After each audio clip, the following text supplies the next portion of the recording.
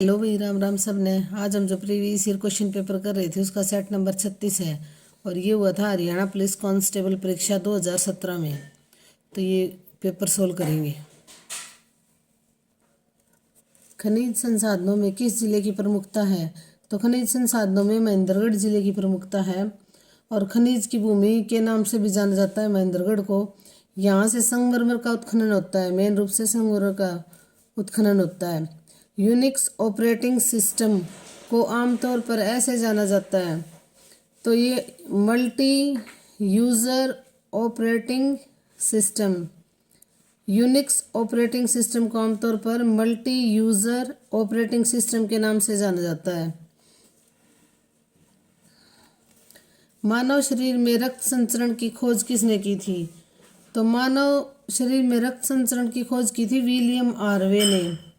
रक्त परिसंचरण तंत्र की खोज प्रसिद्ध इंग्लिश वैज्ञानिक विलियम आर्वे ने की थी, जिससे शरीर क्रिया विज्ञान एवं रक्त प्रवाह को जानने में सहायता मिलती है। इससे क्या होता है? जिससे शरीर क्रिया विज्ञान एवं रक्त प्रवाह को जानने में सहायता मिलती है। विकलांग नागरिकों को प्रधानमंत्री श्री नरेंद्र मोदी ने क्या कहा है? तो विकलांग नागरिकों को प्रधानमंत्री श्री मोदी ने क्या कहा है? दिव्यांग। अब विकलांग की जगह दिव्यांग शब्द यूज किया जाता है।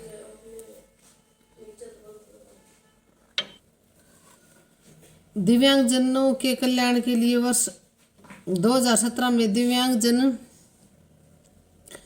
दिव्यांगजन समान अधिकार संरक्षण एवं पूर्ण भागीदार संशोधन विधेयक पारित किया गया था। तो देखो भाई, समान अधिकार संरक्षण एवं पूर्ण भागीदारी संशोधन विधेयक पारित किया गया था, जिसमें दिव्यांगों की कुल श्रेणियों की संख्या 7 से बढ़ाकर पहले 7 तरह के मतलब जो पार्ट से संबंधित जो 7 तरह के दिव्यांगजनों की श्रेणी बना रखी थी 7 तरह की, अब उनको 7 से बढ़ाकर 21 कर दी है। तो 7 से बढ़ाकर कितनी कर दी है? 21। और ये 2017 में ये विधेयक पारित हुआ था। और विकलांगों की जगह अब नरेंद्र मोदी जी ने क्या शब्द दिया है? दिव्यांगजन। प्रकाश संश्लेषण मुख्य रूप से इसका कार्य है। तो प्रकाश संश्लेषण किसका कार्य है? पत्ते का। प्रकाश संश्लेषण की क्रिया पौधों की पत्तियों द्वारा क्लोरोफिल एवं सूर्य के प्रकाश की सहायता से होती है। तो किसकी सहायता से होता है प्रकाश संश्लेषण? क्लोरोफिल एवं सूर्य के प्रकाश की सहायता से होता है, जिससे पौधे में कार्बोहाइड्रेट के रूप में भोजन का निर्माण होता है। और पौधों में किस रूप में होता है? कार्बोहाइड्रेट के रूप में भोजन का निर्माण होता है। कालका नगर किस राष्ट्रीय राजमार्ग पर स्थित है? तो देखो भाई, ये होगा NH 22 पर। कालका नगर राजमार्ग संख्या 22 NH 22 से गुजरता है, जो चंडीगढ़ से शिमला को जोड़ता है। तो भी ये NH ये किस से किसको जोड़ता है? चंडीगढ़ से शिमला को जोड़ता है। तो ये पूछ ले, कालका नगर से जो राष्ट्रीय राजमार्ग गुजरता है वो किस से किसको जोड़ता है? तो चंडीगढ़ से शिमला को जोड़ता है। रेगिस्तान रहित महाद्वीप है, तो ये है यूरोप। देखो भाई, यूरोप महाद्वीप एक मरुस्थल विहीन महाद्वीप है। इसकी स्थिति उत्तरी गोलार्ध में है, भूमध्य सागर के उत्तर में है। ज्ञातव्य है कि विश्व के अधिकांश मरुस्थल कर्क एवं मकर रेखा के मध्य स्थित हैं।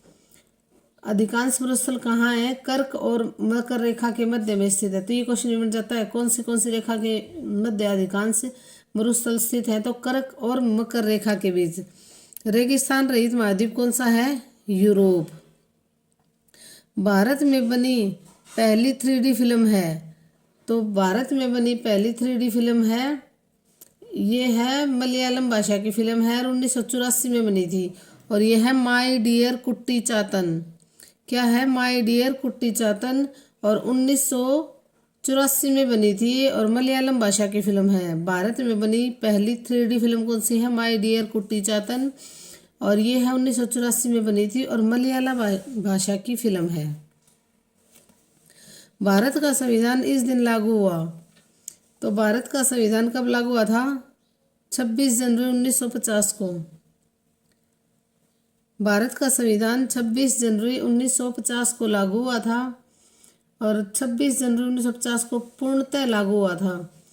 और संविधान के कुछ अनुच्छेद इसके पूर्व ही 26 नवंबर, देखो भाई, कुछ अनुच्छेद तो 26 नवंबर 1949 को लागू कर दिए थे, लेकिन पूर्ण रूप से कब लागू हुआ था? 26 जनवरी 1950 को।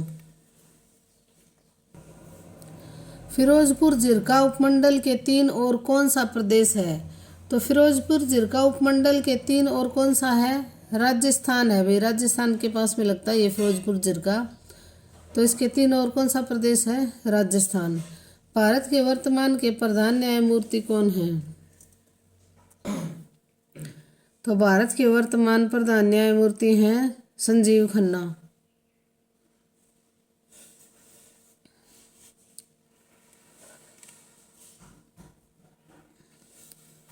रामायण में लक्ष्मण की पत्नी थी। तो रामायण में लक्ष्मण की पत्नी थी, रामायण में लक्ष्मण की पत्नी थी उर्मिला। पौराणिक महाकाव्य रामायण के अनुसार लक्ष्मण की पत्नी का नाम उर्मिला था।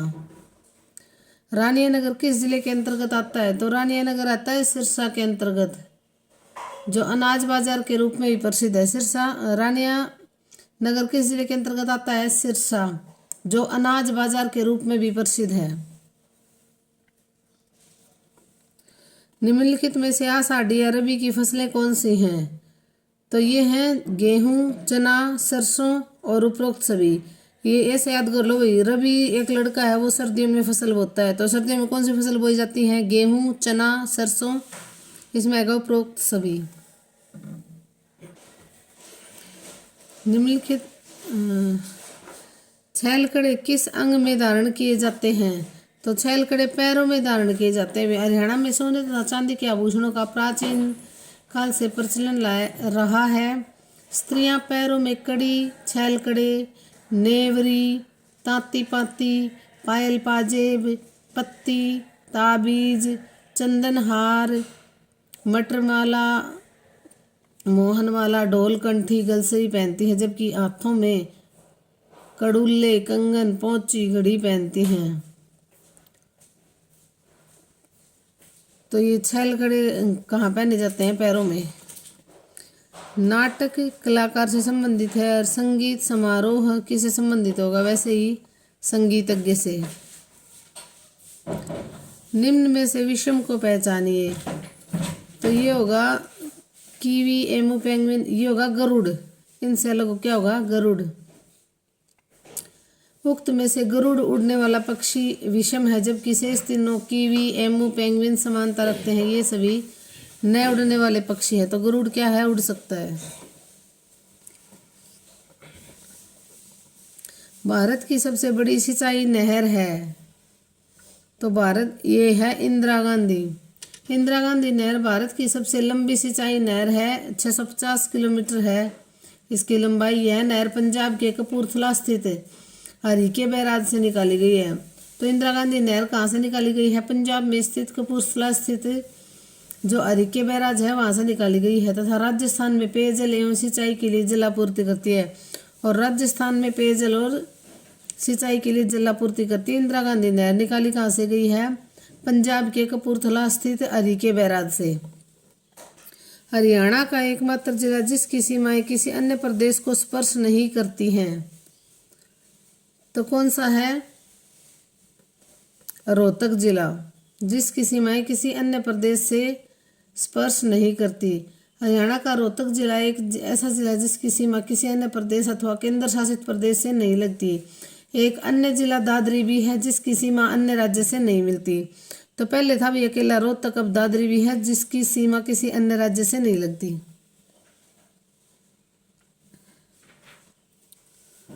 वार एंड पीस किताब किसने लिखी? तो वार एंड पीस बुक किसने लिखी थी? लियो टॉलस्टॉय ने। वार एंड पीस बुक किसने लिखी थी? लियो टॉलस्टॉय ने। इस पुस्तक में उन्होंने 1805 से 1820 के मध्य घटित सांस्कृतिक एवं राजनीतिक घटनाक्रम का वर्णन किया है। तो वार एंड पुस्तक किसने लिखी थी? लियो टॉलस्टॉय ने। और उन्होंने 1805 से लेकर 1820 के मध्य घटित सांस्कृतिक एवं राजनीतिक घटनाक्रम का वर्णन किया है। तो वार एंड पीस बुक किसकी है? लियो टॉलस्टॉय की। वर्तमान भारतीय राष्ट्रध्वज की रचना किसने की थी? तो राष्ट्रीय ध्वज की रचना किसने की थी, ये पूछ रखा है भाई। तो ये की थी पिंगली वेंकैया ने। पिंगली वेंकैया ने वर्तमान में राष्ट्र ध्वज में केसरिया, सफेद और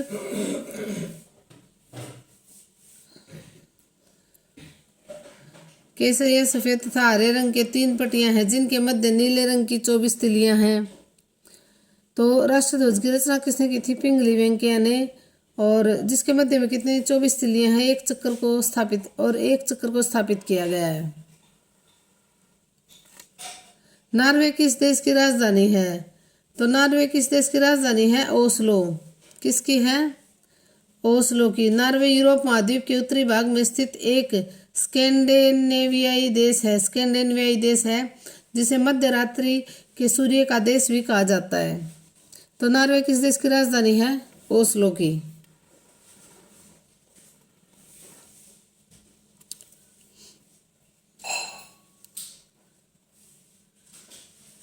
किस उत्सव को बासोड़ा भी कहा जाता है? तो किस उत्सव को बासोड़ा भी कहा जाता है? सीली सातम को अथवा शीतला अष्टमी को बासोड़ा उत्सव के नाम से भी जाना जाता है। यह पर्व माता शीतला को समर्पित है। यह पर्व किसको समर्पित है? माता शीतला को। सिख पंथ को मानने वाले व्यक्तियों की सबसे अधिक संख्या हरियाणा के किस जिले में है? तो सिख पंथ को मानने वाले व्यक्तियों की सबसे अधिक संख्या किस जिले में है? तो ये है भाई सिरसा जिले में। हरियाणा के सिरसा जिले में सिख पंथ को मानने वाले सर्वाधिक लोग हैं। तो देखो इजी है, सिरसा जिले में सबसे ज़्यादा सिख हैं। समुद्र तल में अचानक गति शक्ति के कारण होने वाले विशाल समुद्री लहरों को क्या कहते हैं? तो इनको क्या कहते हैं? सुनामी। इसमें टी साइलेंट है भाई, ये सुनामी आएगा। समुद्र तल में अचानक गति शक्ति के कारण होने वाले विशाल समुद्री लहर को सुनामी बोलते हैं, जिससे समुद्र तटीय क्षेत्रों में अपार क्षति हो जाती है। इससे ये जो पानी है ना, ये जो रिहायशी इलाके उनमें जाता है और ये सुनामी से बहुत ज़्यादा हानियाँ होती है भाई, जो आसपास के क्षेत्र होते हैं उनमें।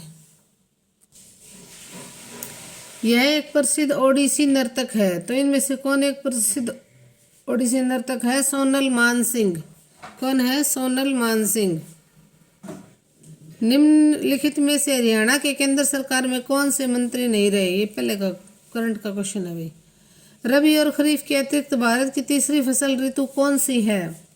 तो ये कौन सी है? जायदगी। कौन सी है? जायदगी। AOUM द्वारा भारतीय राष्ट्रीय कांग्रेस की स्थापना किस वर्ष की गई थी? तो ये की गई थी 1885 में। भारतीय राष्ट्रीय कांग्रेस की स्थापना 1885 में AOUM के नेतृत्व में मुंबई में की गई थी। कांग्रेस को यह नाम दादा भाई नौरोजी ने दिया था। तो 1885 में AOUM के नेतृत्व में कहाँ की गई थी? मुंबई में। और कांग्रेस को यह नाम दादा भाई नौरोजी ने दिया था।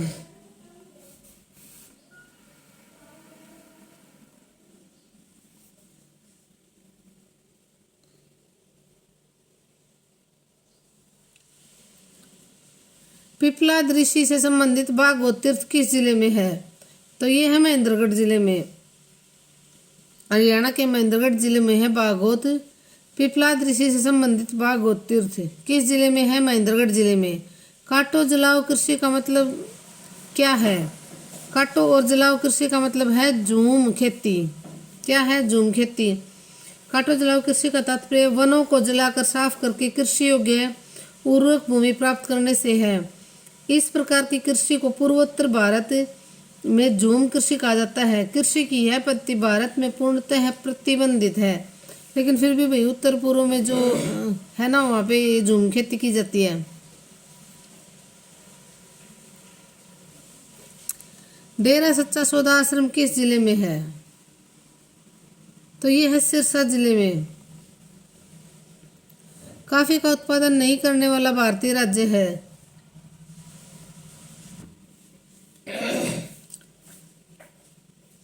तो ये केरल जो है, कॉफी का उत्पादन नहीं करने वाला भारतीय राज्य कौन सा है? केरल। भारत में कॉफी का सर्वाधिक उत्पादन कर्नाटक में होता है। कॉफी का सर्वाधिक उत्पादन होता है कर्नाटक में। और अन्य प्रमुख कॉफी उत्पादक राज्य हैं तमिलनाडु तथा आंध्र प्रदेश। तो तमिलनाडु, आंध्र प्रदेश और कर्नाटक में कॉफी का उत्पादन होता है, केरल में नहीं होता। तो केरल मतलब फेमस नहीं है भाई, थोड़ी बहुत खेती तो हो ही जाती है लेकिन ये फेमस नहीं है, तो इनमें से आएगा केरल। भैंस की औसत गर्भावधि होती है, तो भैंस की औसत गर्भावधि होती है 300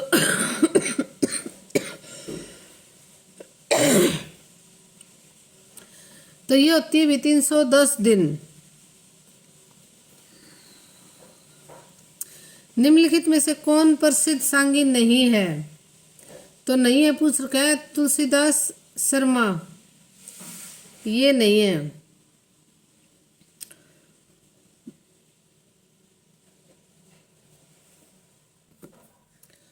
पानी में रखे गए कोशिका का प्रसरणी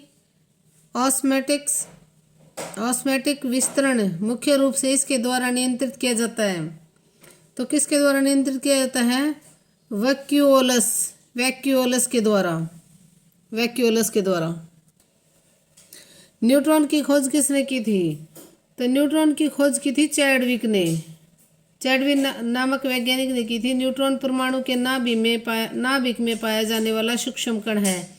तो न्यूट्रॉन परमाणु के नाभिक में पाया जाने वाला सूक्ष्म कण है। न्यूट्रॉन की खोज किसने की थी? चैडविक ने। सौर परिवार में निम्न में से कौन सा ग्रह सूर्य से अधिकतम दूरी पर है? तो सूर्य से अधिकतम दूरी पर है वरुण। सौर परिवार में कुल 8 ग्रह हैं, जिनमें सबसे दूर स्थित ग्रह है वरुण और सबसे निकट स्थित ग्रह है बुध। ध्यान दें कि पहले प्लूटो को भी ग्रह माना जाता था, किंतु अब इसे ग्रह नहीं माना जाता। तो अब ये जो प्लूटो है ना, इसको ग्रह नहीं माना जाता, ये ग्रह 2006 में ग्रह की श्रेणी से बाहर कर दिया है। और सौर परिवार में कौन सा ग्रह सूर्य से अधिकतम दूरी पर है? तो वरुण। मास्टर चंदगीराम का किस खेल से संबंधित है? मास्टर चंदगीराम किस खेल से संबंधित है? तो यह है कुश्ती से।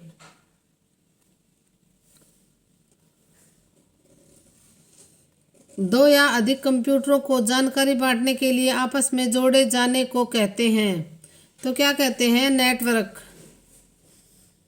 दो या दो से अधिक कंप्यूटरों को आपस में जोड़कर सूचनाओं को साझा करने की प्रणाली को नेटवर्क कहा जाता है।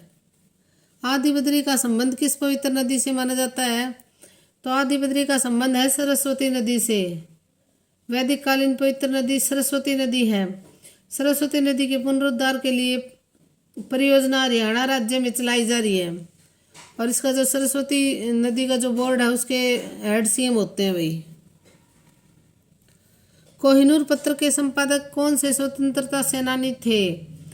तो इसके थे बाल मुकुंद गुप्त। कोहिनूर पत्र का संपादन स्वतंत्रता सेनानी बाल मुकुंद गुप्त ने किया था। मुर्रा इसकी एक किस्म है। तो मुर्रा किसकी एक किस्म है? भैंस की। मुर्रा नस्ल का संबंध भैंस से है, यह एक उन्नत स्वदेशी नस्ल है। निम्न में से किसके अभाव से रतौंधी जैसी आंखों की बीमारियां होती हैं? तो किसके अभाव से होती हैं? विटामिन ए के अभाव से रतौंधी नामक रोग होता है। विटामिन ए का रासायनिक नाम है, विटामिन ए का रासायनिक नाम क्या है? रेटिनॉल। ये भी पूछ लेते हैं भाई। समुद्र में ज्वार भाटे का कारण है। तो समुद्र में ज्वार भाटे का कारण है चंद्र और सूर्य दोनों का आकर्षण। समुद्र में ज्वार भाटे का कारण चंद्रमा और सूर्य का द्वारा पृथ्वी पर आरोपित आकर्षण बल है। हरियाणा में विवाह में पंचायती रुपया किसे दिया जाता है? तो हरियाणा में विवाह में पंचायती रुपया दिया जाता है गांव के सम्मानित वृद्ध को। गांव का जो सम्मानित वृद्ध होता है ना, उसको पंचायती रुपया दिया जाता है। रिकेट्स बीमारी इसके अभाव से होती है। तो रिकेट्स बीमारी किसके अभाव से होती है? विटामिन डी के अभाव से। रिकेट्स बीमारी किसके अभाव से होती है? Vitamin D. और विटामिन डी का रासायनिक नाम है कैल्सीफेरोल। विटामिन डी का रासायनिक नाम क्या है? कैल्सीफेरोल। किसी डॉक्यूमेंट्स को यूजर द्वारा दिए गए नाम को कहते हैं। तो क्या कहते हैं? File name. प्रधानमंत्री श्री नरेंद्र मोदी ने पानीपत से किस अभियान को प्रारंभ किया था? तो प्रधानमंत्री नरेंद्र मोदी ने पानीपत से बेटी बचाओ बेटी पढ़ाओ अभियान की शुरुआत की थी। यह योजना देश के न्यून लिंगानुपात वाले जिलों में जागरूकता अभियान के रूप में चलाई गई थी। अंतरिक्ष यात्री को अंतरिक्ष का रंग कैसा दिखाई देता है? तो अंतरिक्ष यात्री को अंतरिक्ष का रंग, अंतरिक्ष में आकाश ऐसा दिखाई देता है, कैसा? काला दिखाई देता है। और अंतरिक्ष में प्रकाश के अपवर्तन के अभाव के कारण ऐसा होता है, प्रकाश के अपवर्तन के अभाव के कारण। विज्ञापन, नामपट और सजावटी रोशनी में आमतौर पर इस गैस का उपयोग किया जाता है। तो न्योन का विज्ञापन, नामपट और सजावटी रोशनी में आमतौर पर इस गैस का उपयोग किया जाता है। तो नियोन का विज्ञापन, नामपट और सजावटी रोशनी के लिए नियोन गैस का प्रयोग किया जाता है, चूंकि यह एक प्रतिदीप्त गैस है जो चमक उत्पन्न करती है। प्रतिदीप्त गैस है जो क्या करती है? चमक उत्पन्न करती है, इसीलिए इसका उपयोग किया जाता है सजावटी रोशनी में आमतौर पर।